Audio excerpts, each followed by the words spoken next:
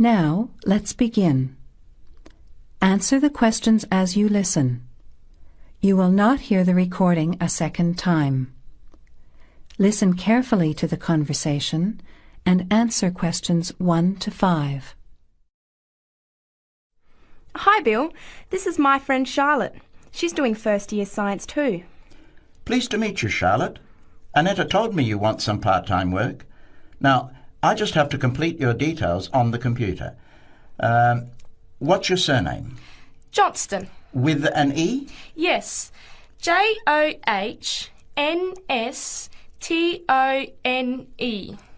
I know that you live in the Heathfield Street student residence, but I can't remember the street number there. It's 126. 126. Good. And the phone number? Well, actually, I never give people that number because sometimes nobody answers or they forget to pass on the messages. So, I bought a mobile phone yesterday, but I can't remember the number. I think it's 0414 847 748. I'll just check. No, sorry, not 748. It's 749. 0414 847 749? Yes, that's right. I must try and remember it. And what sort of work are you looking for? Well, anything really, I suppose, though it depends when it is. I'd rather work during the day, if that's possible. How many hours a week were you thinking of? Oh, I'm not sure. Maybe about 10. But I need to keep at least 2 days a week free for study. Do you have any work experience? Not much, though I used to help in my uncle's shop when I was at school. OK. Well, I'll put it in, but we don't usually get shop work. What about gardening? I'd rather not. Everything I touch dies. What other kinds of work are there? Well, there's a lot of demand for house cleaning, fast food preparation and kitchen work and pizza delivery if you've held a driving licence for 12 months. I'm not sure. Can I have a look at the vacancies while you talk to Annetta?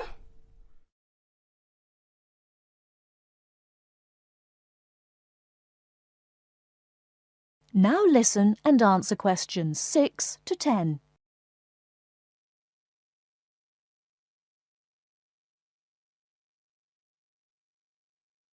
Bill, I'd like to change my job. You're at the Hamburger Express on the High Street, aren't you? What's the problem? Well, I never know what hours I'm going to work. I start at 7 p.m. and I'm supposed to finish at 11 p.m, but sometimes they keep me until 2 or 3 a.m.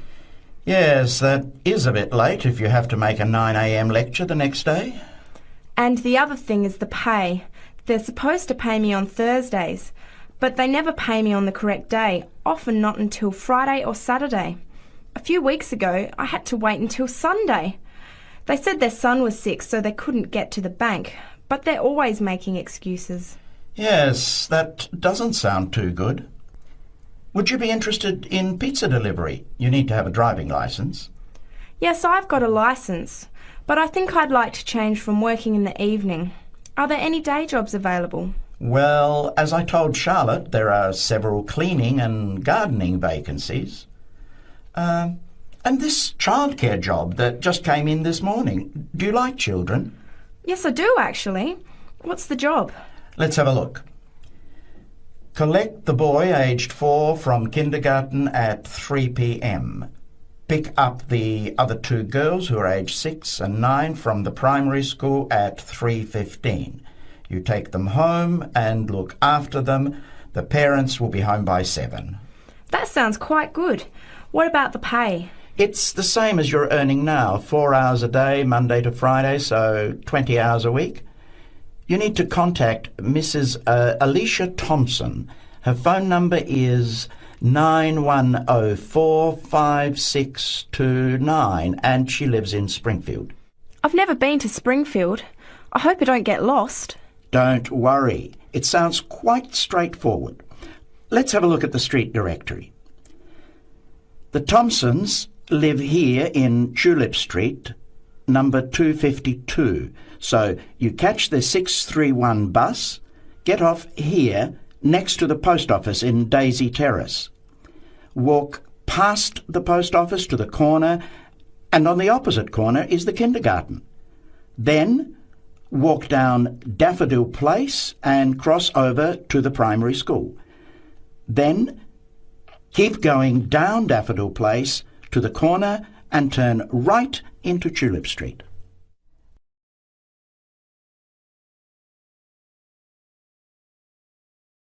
Now listen to the first part of the introduction carefully and answer questions 11 to 15. Well, good morning, everybody. My name's Matt, and I'm one of the 3 guides here at Wildlife Haven. Our job is to make sure that you all have a great time here with us and go home feeling happy and relaxed. As you can see, we're away from the city in a remote area between a national park and the sea. To encourage you to relax, there are no radios or TVs, and the only phones and newspapers are in the office. So, if peace and quiet is what you've come for, this is the place to be. From your cabin on the hill, you'll find you have the national park behind you, and you can look out from the sea from your front balcony. Your luggage will be unloaded from the bus and taken to your rooms in a few minutes. Once you have picked up your key at reception, please locate your room and check that all your luggage has arrived. The daily program here at Wildlife Haven is flexible and only as demanding as you want it to be. You should each have a brochure setting out the facilities and various walking tracks you can take. And on the bus, you are given a green sheet setting out a number of group tours in the coming week. If you want to join any tour, just write your name and room number on the relevant sheet along the wall here. Tomorrow, there is a Beachcombers and Rock Hoppers tour exploring marine life in the rock pools along the beach. Or, if you'd prefer to go inland, there's a guided forest walk that takes you off the walking tracks. If you want to catch some lunch, you could join the beach fishing expedition. And at night, you'll see there is a moonlight forest walk that leaves each night at 7 p.m. So there is plenty to choose from at Wildlife Haven, and of course, that includes just sitting on your balcony watching the waves roll in. But I would recommend my favorite tour, the Waterfall Walk. This departs at sundown each day and also provides the opportunity to have a moonlight swim. In the second part of the introduction, you are going to get some advice from Matt. Listen carefully and answer questions 16 to 20. You've chosen to visit us in January, which is one of our hotter months. And although you may be tempted to wear a minimum of clothing, you should always take precautions against injury, particularly in the national park. This includes sensible footwear. You'd be surprised how many of our guests ignore this advice and end up being sorry. And socks are a good idea too. And even though you might be under trees a lot of the time, it's a good idea to wear a hat in this hot climate. There's no need to be too concerned about walking in the national park, provided you use common sense. It's true that there are poisonous spiders in the park, but they are really more frightened of you than you are likely to be of them. I should also warn you against eating any wild berries. Some are edible, but you should avoid them all. We'll provide all the food you can eat. Well, that's about all for now. Dinner is from 6 to 8 p.m. in this building.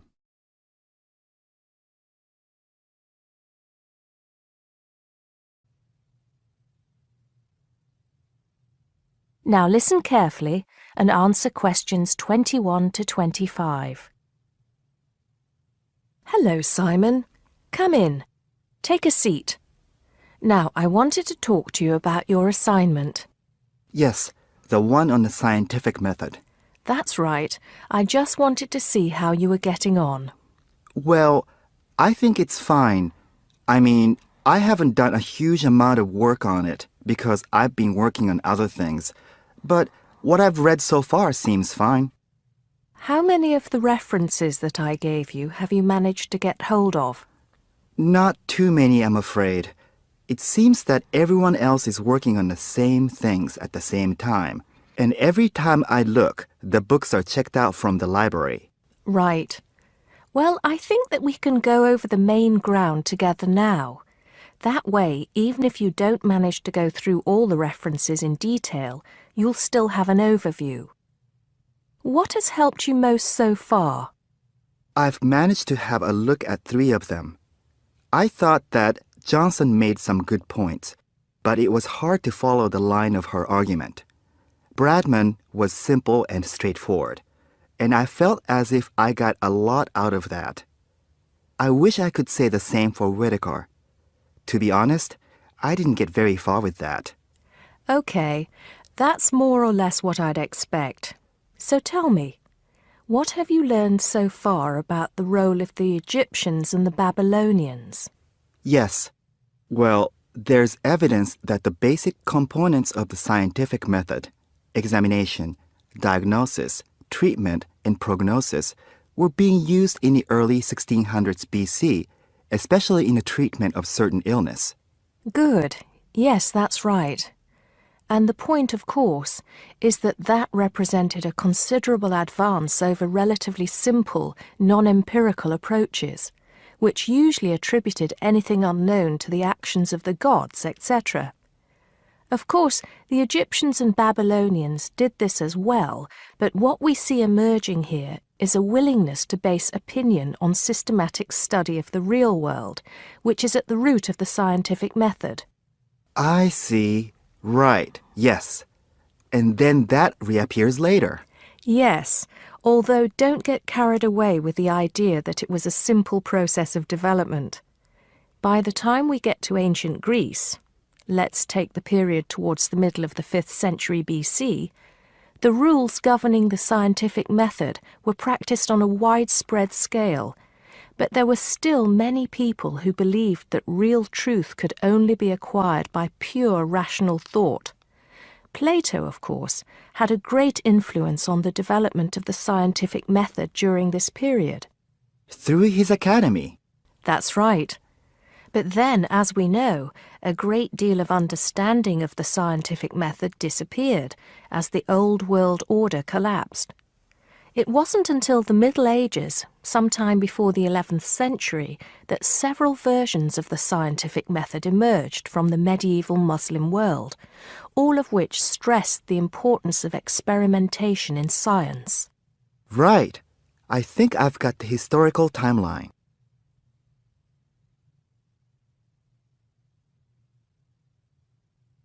Now listen and answer questions 26 to 30.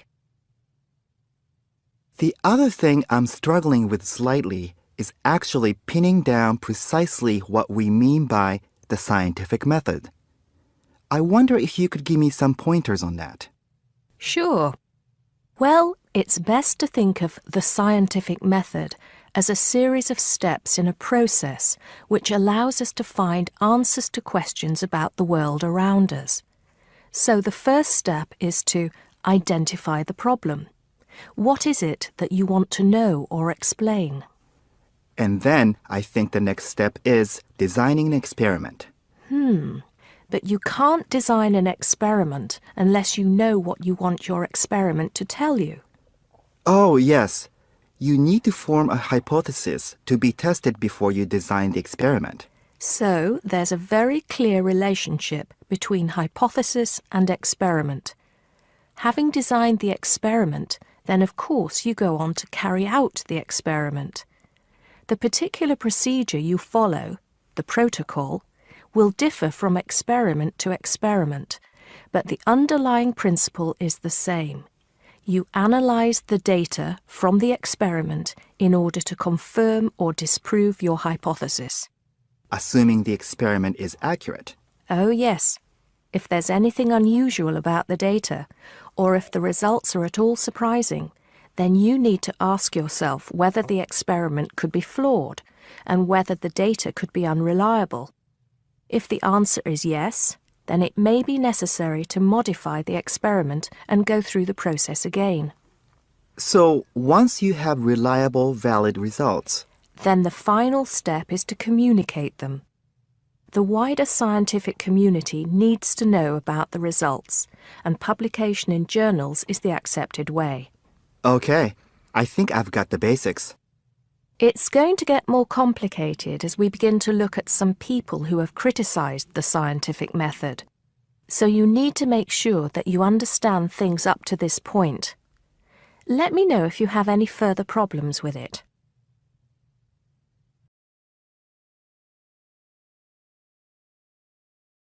Now listen carefully to the lecture and answer questions 31 to 40. Do you fancy diving in the wonderful world of coral reefs, green sponges, colourful fish and red crabs? It is a rich garden beneath the waves. But how much do you know about the corals? Are they animals or plants? What are the threats to coral reefs? Today, Mr. Tim Harford, Executive Director of the Coral Reef Alliance, is going to introduce the facts about coral reefs. Good afternoon, everyone. Coral reefs are one of nature's most magnificent creations. It is filled with thousands of unique and valuable plants and animals. Over 1/4 of all marine species depend on healthy coral reefs. Humans also depend on coral reefs. These marine ecosystems are the primary source of food and income for millions of people, a vast repository of valuable chemical compounds and medicines, and a natural wave barrier that protect beaches and coastlines from waves and storms. Coral is actually the exoskeletons of coral polyps. Made from limestone, these skeletons build up over time, forming the reef. New corals are born each April. At a certain hour, on a certain night, mature corals suddenly release clouds of eggs and sperm into the sea. After the fertilized eggs take root on the seafloor, they can grow up to 15 centimeters per year. Coral reefs are present in the waters of over 100 countries. These are warm, 18 to 29 degrees centigrade, shallow, sunny regions primarily between the tropics of Cancer and Capricorn. Only clear, warm salt water can support a coral reef. And because sunlight is crucial to the reef's survival, the water must also be shallow. The algae that grow on coral provide much of the coral's food. In deeper water, algae cannot get the sunlight they need to grow. Most coral reefs are in the tropics because natural conditions there are perfect. In their modern form, coral reefs have thrived on Earth for over 50 million years. In recent years, however, more than 11% of the world's reefs have been lost, with another 16% severely damaged during the El Niño event in 1998. Up to 32% of coral reefs may be destroyed by human activities in the next 30 years if we do not take action now. Corals and coral reefs are extremely sensitive. Slight changes in the reef environment may have detrimental effects on the health of entire coral colonies. These changes may be due to a variety of factors. One of the greatest threats to coral reefs is human expansion or development. As human population increases, so does the harvest of resources from the sea. Due to overfishing, reef fish populations have been greatly decreased in some areas of the world. The removal of large numbers of reef fish has caused the coral reef ecosystems to become unbalanced. As we know, corals are also very popular as decorations. A large amount of the most healthy corals are selected by commercial collectors. They sell the corals to souvenir shops, where a large number of tourists wait to purchase them as decorations or souvenirs.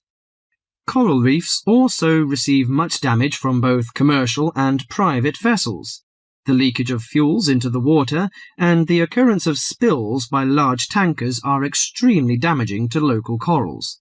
Although much of the coral reef's degradation is directly blamed on human impact, there are several natural disturbances which cause significant damage to coral reefs.